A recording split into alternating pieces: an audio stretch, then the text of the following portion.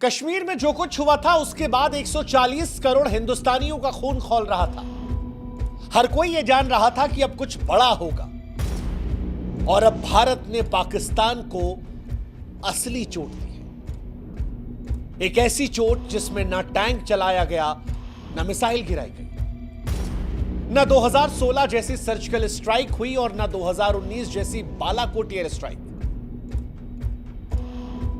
इस बार भारत ने वो युद्ध शुरू किया है जो खून तो नहीं बहाएगा, लेकिन प्यास की तड़फ से पाकिस्तान को झकझोर कर रख देगा। और नतीजा, पाकिस्तान में अब चूल्हे नहीं जलेंगे, पाकिस्तान में बच्चे प्यास से तड़पेंगे, नौकरियां खत्म हो जाएंगी, कारखाने बंद हो जाएंगे, अस्पताल ठप हो जाएंगे, कराची लाहौर जैसे शहर अंधेरे में डूब जाएंगे, सब्जियों के दाम आसमान छुएंगे, खेत सूखेंगे, किसान भूख से तड़पेंगे, जनता सड़कों पर होगी। मौत गोली से नहीं, प्यास से आएगी। भारत ने पाकिस्तान से उस युद्ध की शुरुआत की है जहां खून तो नहीं बहेगा, लेकिन प्यास की तड़प से पाकिस्तान सूख कर मर जाएगा, क्योंकि इस बार वार वाटर स्ट्राइक से है।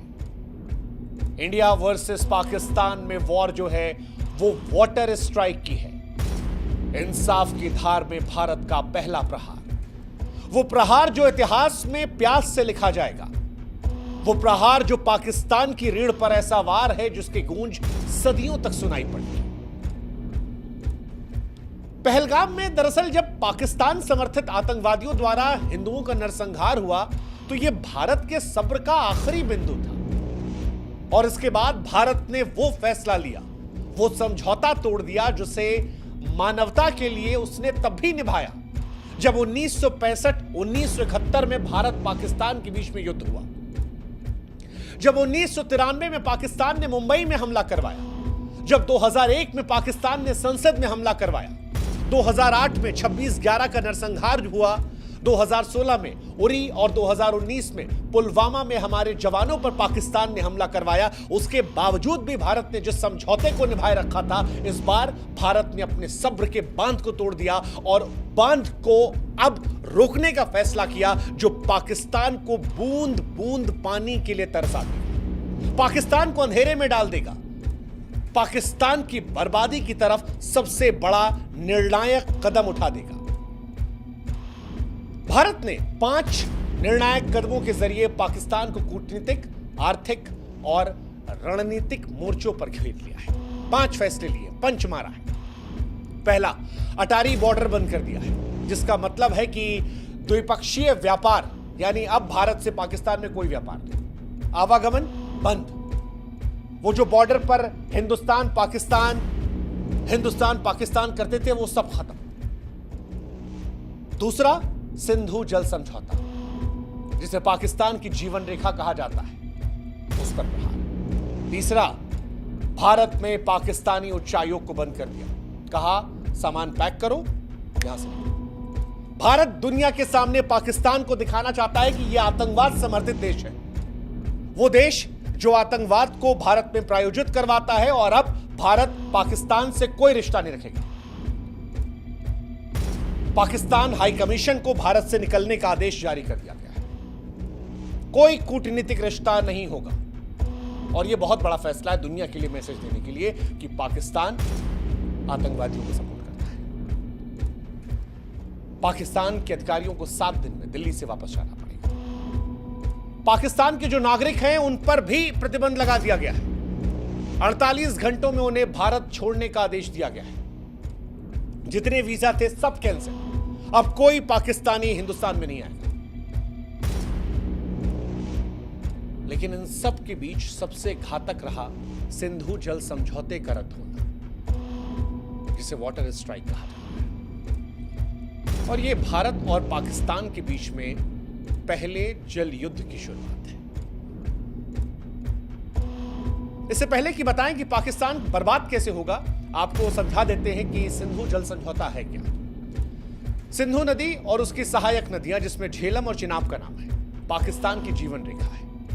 ये नदियां 4 देशों से होकर गुजरती हैं और 21 करोड़ से अधिक लोगों की जल आवश्यकताओं को पूरा करती हैं। 1947 से ही इसका विवाद शुरू हुआ था, लेकिन भारत ने तब दिल बड़ा किया और पंडित नेहरू ने साल 1960 में सिंधु जल समझौता किया। वो समझौता जो पाकिस्तान के लिए बेहद फायदेमंद रहा। पाकिस्तान को सिंधु, झेलम और चिनाब नदी का 80% पानी दिया गया। भारत को रावी, व्यास, सतलज का पानी मिला जो टोटल पानी का 20% था। अब यह समझौता पाकिस्तान के लिए लाइफलाइन है। भारत ने, जैसा हमने कहा कि जब तमाम बार तनाव हुए तब भी इस समझौते को ब्रेक नहीं किया, क्योंकि यह समझौता पाकिस्तान को बर्बाद करने के लिए काम था। और अब जब भारत ने यह कदम उठाया है तो पाकिस्तान पर इसके विनाशकारी प्रभाव पड़ेंगे। कैसे, वो हम समझाते हैं। दरअसल पाकिस्तान की 80% सिंचाई सिंधु और इसकी सहायक नदियों पर निर्भर है। पाकिस्तान में खेती करने के लिए जो 93% पानी का उपयोग होता है वो यहीं से होता है, और बिना पानी के पाकिस्तान के जितने खेत हैं वो सब बंजर हो जाएंगे, फसलें नष्ट हो जाएंगी, किसान बर्बाद हो जाएंगे, हताशा नजर आएगी। ये पहली कहानी है। असर क्या होगा? असर यह भी होगा कि खेत खलिहानों के साथ साथ पाकिस्तान के जो बड़े शहर हैं, कराची, लाहौर, मुल्तान, इन शहरों में जल आपूर्ति इन्हीं नदियों पर निर्भर है। अब पानी की कमी होगी तो लोग एक एक गिलास साफ पानी के लिए तरसेंगे। पाकिस्तान में माएं अपने बच्चों के लिए पानी की तलाश में भटकेंगी। अस्पतालों में मरीजों का इलाज प्रभावित होगा। तीसरा, पाकिस्तान अंधेरे में डूब जाएगा। सिंधु बेसिन पर बने हाइड्रो पावर प्रोजेक्ट पाकिस्तान की बिजली का प्रमुख स्रोत है। पानी की कमी से बिजली का उत्पादन ठप हो जाएगा। पाकिस्तान के बड़े शहर कराची, मुल्तान, लाहौर, ये सब शहर अंधेरे में डूब जाएंगे, कारखाने बंद हो जाएंगे। और अब क्योंकि गर्मी आने वाली है, ऐसे में ये गर्मी असहनीय हो जाएगी, बर्दाश्त के बाहर हो जाएगी। पाकिस्तान वैसे भी बिजली संकट का बहुत सामना करता है। बीते साल भी आए दिन पाकिस्तान में ब्लैकआउट हुआ था। इस साल गर्मी पाकिस्तान को बहुत महंगी पड़ी। खेत खलिहानों में क्योंकि पानी आएगा नहीं, तो पाकिस्तान में फसलों की कमी के चलते अनाज और सब्जियों की कीमतें जो है वो आसमान को छू जाएंगी। पाकिस्तान वैसे भी भुखमरी कगार पर है, लेकिन अब गरीब परिवारों की थालियां खाली रहेंगी, भुखमरी का खतरा मंडराएगा। अब क्योंकि कृषि और बिजली क्षेत्र ठप रहेगा तो पाकिस्तान की अर्थव्यवस्था चरमरा जाएगी, निवेशक भाग जाएंगे, बाजारों में अस्थिरता रहेगी। इसके साथ ही पाकिस्तान में जनसंख्या विस्थापन होगा, क्योंकि जहां जहां ये समस्याएं बढ़ेंगी वहां से आबादी कहीं और जाएगी, और जहां पर जाएगी वहां का सारा सिस्टम डैमेज हो जाएगा। पाकिस्तान की जनता सरकार के खिलाफ विरोध को लेकर सड़कों पर भी आ सकती है। सरकार के खिलाफ पाकिस्तान में नाराजगी बढ़ सकती है,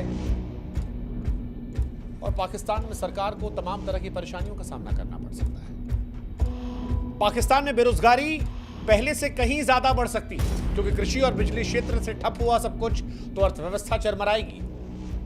पाकिस्तान वैसे ही निवेशकों की कमी से परेशान है, और इसके बाद निवेशक भाग जाएंगे, कंपनियां बंद हो जाएंगी, बाजारों में अस्थिरता बढ़ेगी,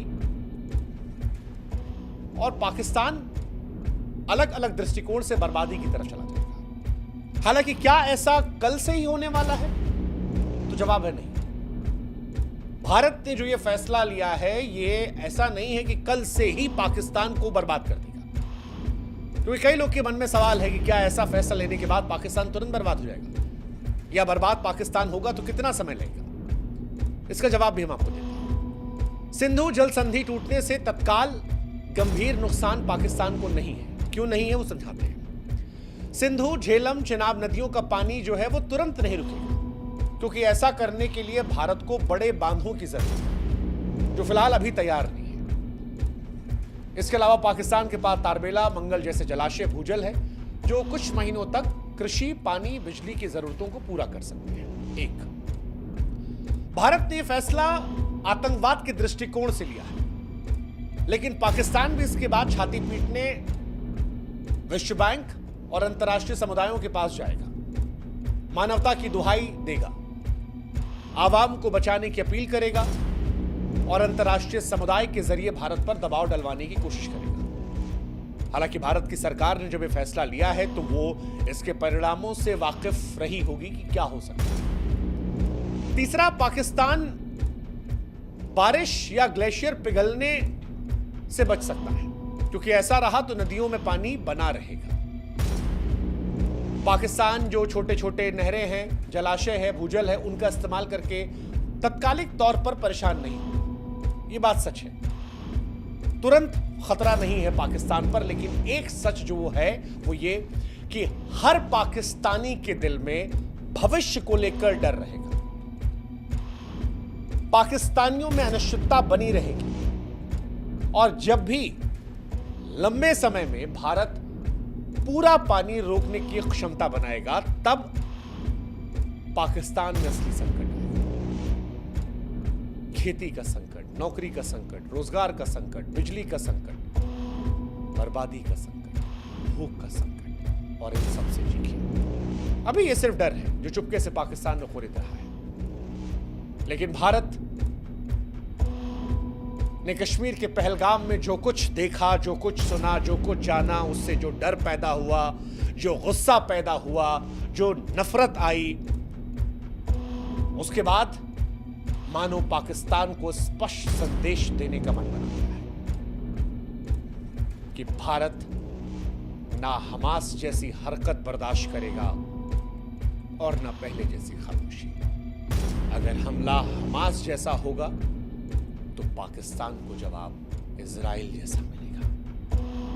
और इसीलिए हम कह रहे हैं कि चाहे एयर स्ट्राइक हो या सर्जिकल स्ट्राइक, उससे कहीं ज्यादा भारी ये वाटर स्ट्राइक होगी, क्योंकि ये वाटर स्ट्राइक न केवल पाकिस्तान को झकझोरेगी बल्कि विश्व को भारत की दृढ़ता का संदेश देगी और भविष्य में सुनिश्चित करेगी कि पाकिस्तान ऐसी कोई हिमाकत करने के पहले 10,000 मर्तबा सोचे, अपनी आवाम को लेकर सोचे कि क्या वो अपनी आवाम को यूं मरने के लिए छोड़ देगा।